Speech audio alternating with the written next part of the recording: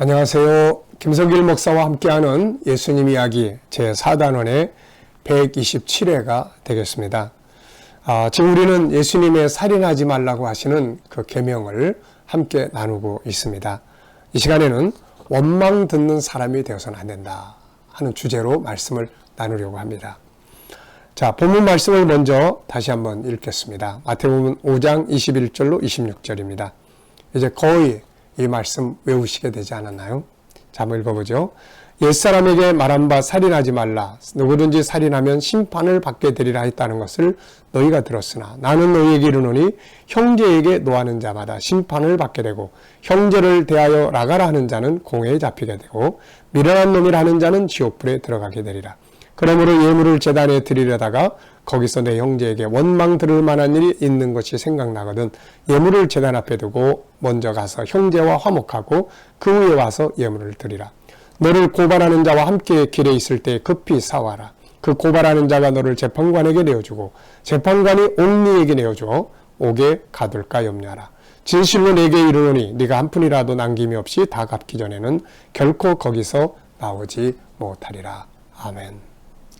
살인하지 말라는 계명, 살인이 얼마나 무서운 죄인가를 우리가 살펴봤고요.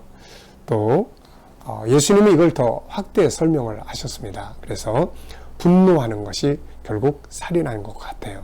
그래서 분노에 대해서 말씀을 나눴고요. 그 다음에 언어폭력, 라카, 바보같이, 또 미련한 놈. 예수님은 이 언어폭력이 살인과 같다고 말씀을 하셨습니다. 그래서 우리가 언어폭력의 위험성이라든지 또 좋은 언어를 사용하기 위한 것에 대해서 우리가 살펴봤습니다. 이 시간에는 이제 이어지는 말씀으로서 23절 말씀을 보면은 예물을 제단에 드리려다가 거기서 내 형제에게 원망 들을 만한 일이 있는 것이 생각이 나면 예물 그대로 놔두고 먼저 가서 화목하고 와서 예물을 드려라 하는 말씀을 이제 하셨어요.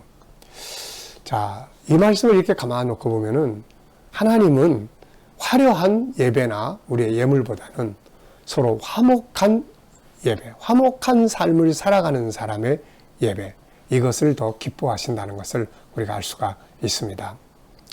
부모가 자식이 여럿 있는데 잘 나가는 자식이 부모에게 맛있는 음식도 사주고 옷도 사주고 용돈도 많이 주는데 항상 다른 형제와 싸우고 분란을 일으킨다면 그 부모의 마음이 어떨까요?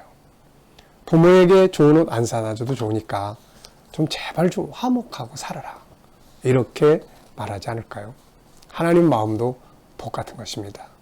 우리가 누군가와 다퉈놓고 원수 맺어놓고 그 사람은 막 나를 원망하고 저게 집사야 밥사야 뭐야 그러면서 그러는데 나는 하나님 앞에 와서 영광을 받으소서 한다면 하나님께서 이것을 과연 기쁘게 받으시겠느냐.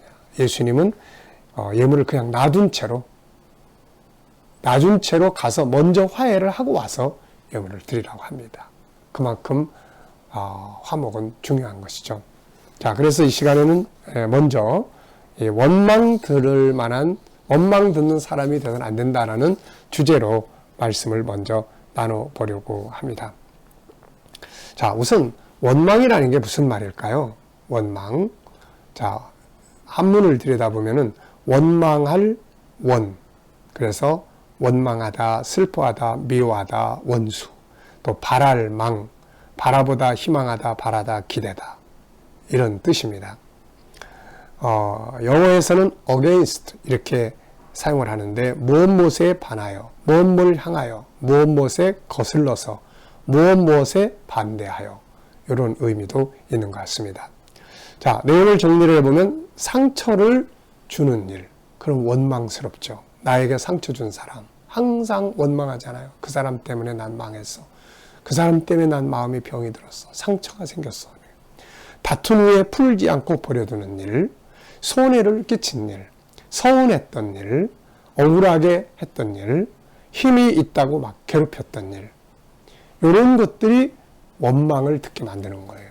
자, 다시 한번 내가 상처를 준 일, 다툰 후에 풀지 않고 내버려둔 일, 손해를 끼친 일, 서운하게 했던 일, 억울하게 했던 일, 힘이 있다고 막 괴롭힌 일들. 자, 나도 모르게 항상 보면 행한 사람은 잘 몰라요. 서운하게 해놓고도 내가 뭘 잘 모를 때 많아요. 그 사람을 막 아프게 해놓고도 뭘 그런 거 가지고 다 잊어버리고 사는 거예요. 자, 상대방의 마음속에는 계속 아픔이 남아있어서 그 아플 때마다 그 사람 원망하는 거죠. 그런 걸 생각을 해봐야 돼요. 우리가 그런 말 하죠. 여자가 한을 품으면 온유월에도 서리가 내린다. 원망을 품고 있는 건 무서운 거죠. 자, 우리는 이런 부분을 간과해서는 안 됩니다. 내 주변에 어떤 사람들이 많은가요? 나를 원망하고 나 때문에 망했다고 생각하고 나를 원망하고 증오하는 사람이 많은가요? 아니면은 내가 나 때문에 잘 됐다고 생각하면서 고마운 사람, 그래서 내가 잘 되고 복 받기를 바라는 사람이 많은가요? 자, 한번 우리가 생각을 해봐야 됩니다. 자, 원망이라고 하는 것은 어떤 문제점을 가져오게 되느냐면은 하나님이 참 곤란하게 만들어요. 같은 믿는 사람들이라면 하나님을 참 곤란하게 만듭니다. 우리의 기도와 예배에 문제가 생기죠. 우리는 막 열심히 기도하는데 한쪽에서 하나님 저 괘씸한 놈 막 이러고 있을 거 아닙니까? 탄원하고 있는 거죠. 저런 게 무슨 예수 믿는다고. 저런 인간에게 복을 주는 신이라면 그 신이 나쁜 신이야. 이렇게 하는데 하나님이 기분 좋을 리가 없는 거죠. 우리가 누가복음 7장 2절로 5절을 보면 백부장이 자기 종을 치료하기 위해 주님께 간구할 때 옆에 사람들이 이런 말 하죠. 예수님, 저 사람 좀 도와주시면 정말 좋겠습니다. 그는 많은 사람들을 돕고 정말 칭찬받을 만한 삶을 살고 있는 사람입니다. 자, 여러분, 우리 주변에 나를 이렇게 저 사람 좀 꼭 잘되게 해주세요 하는 사람이 많습니까? 아니면 누군가가 나에 대해서 폭삭 망하기를 바라는 사람이 많습니까? 자, 원망 들을 만한 일, 원망하는 사람이 많으면 하나님이 참 곤란하단 말이에요. 네. 두 번째는 마귀가 춤춥니다. 마귀는 자꾸 합치게 만들어요. 원망을 더 키우고 나중에 더 서운하게 만들고 그래서 결국 싸우게 하고 갈라지게 하고 나중에 믿음도 떠나게 만들고 막 이렇게. 그래서 누가 누구를 원망하면 마귀는 막 신나죠. 바울사도는 고린도서 10장에서 원망하지 말라. 옛날에 자기들의 조상들이 원망하다 다 망했다고 이야기를 합니다. 원망, 마귀를 춤추게 하는 거예요. 그리고 인간관계를 다 깨지게 만듭니다. 원망 들을 만한 일이 많은데 사이가 좋을 리가 없는 거죠. 그래서 결국 비난하고 비판하면서 관계가 다 깨져요. 또 자기 명예가 실추됩니다. 에휴, 그 아무개. 그게 무슨, 그러면서. 원망을 가지고 갈라진 사람은 결코 나에 대해서 호의적으로 말하지 않겠죠. 지금도 어디선가 나의 이름을 욕되게 하고 나를 비난하고 있다. 그런 이야기죠. 그 다음에 보면은 언젠가 해를 당할 수도 있습니다. 삶에 막대한 손해를 끼칠 수가 있다는 말이죠.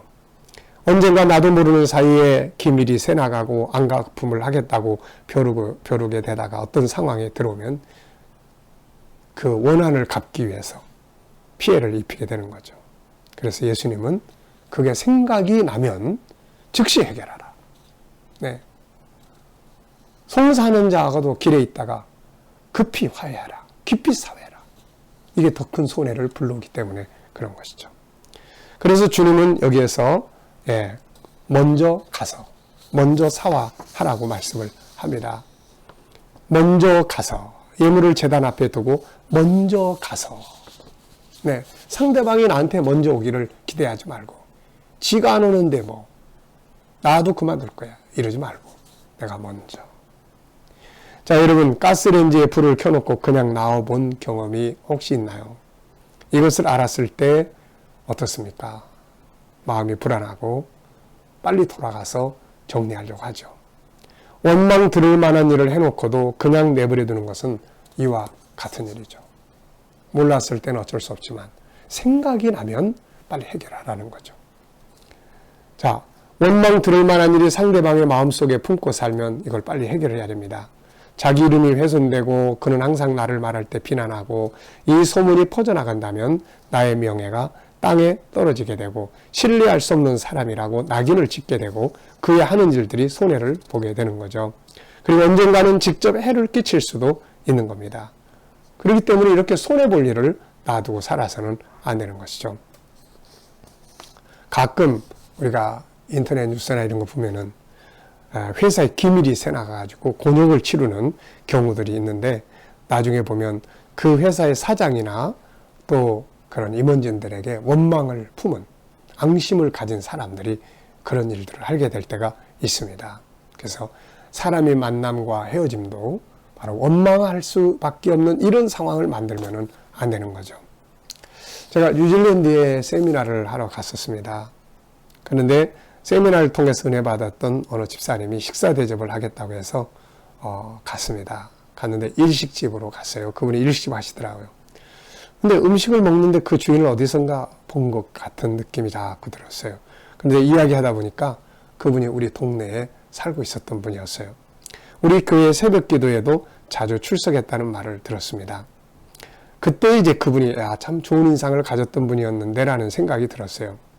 감사하게도 그분이 나에 대해서 원망할 일이 없었기에 망정이지, 만약에 원망할 일이 있었더라면 제가 뉴질랜드에 와서 세미나 하는 것을 보고 그분이 뭐라고 이야기하겠어요? 지가 무슨 목사라고. 아마 이런 경우가 생긴다면 이게 참 얼마나 참 안타까운 일이겠습니까? 자, 그래서 우리는 원망 들을 만한 일이 있다면 그냥 빨리빨리 사과하고 해결을 해야 돼요. 그 사람을 적으로 남지 않도록 해야 합니다. 이것은 아내와 남편 관계에서도 동일합니다. 서로가 원망을 품고 있는데 가정에 행복할 리 없고 자녀들이 아름답게 성장할 리가 없는 것이죠. 그래서 우리가 문제가 생기면 빨리빨리 서로 화해하고 사과하고 그러는 것이 제일 중요하죠. 자, 상대방이 하기까지 기다리려고 하지 말고 예수님은 먼저 가서 하라고 이야기를 하시죠. 로마서 12장 10절에도 보면 형제를 사랑하여 서로 우애하고 존경하기를 서로 먼저 하라고 말씀합니다.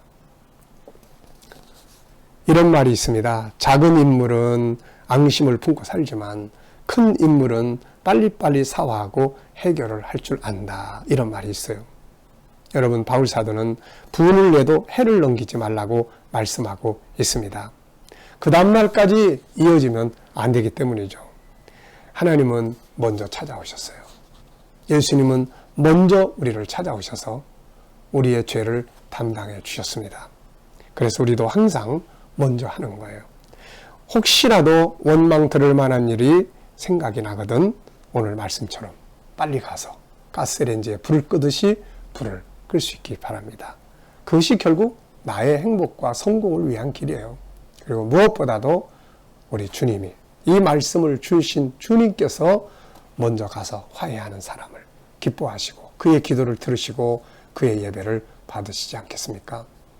그렇지 않고 호화로운 예배를 드리는데 한쪽에서는 그 예수 믿는 것, 그 집사, 그게 무슨 그러고 있다면 하나님 보실 때 야, 너 지금 그거 예배보다도 먼저 빨리 가서 사과하고 화해하고 와라. 하나님이 그러고 계시지 않겠습니까? 자, 이 시간 말씀 여기서 마치겠습니다. 감사합니다.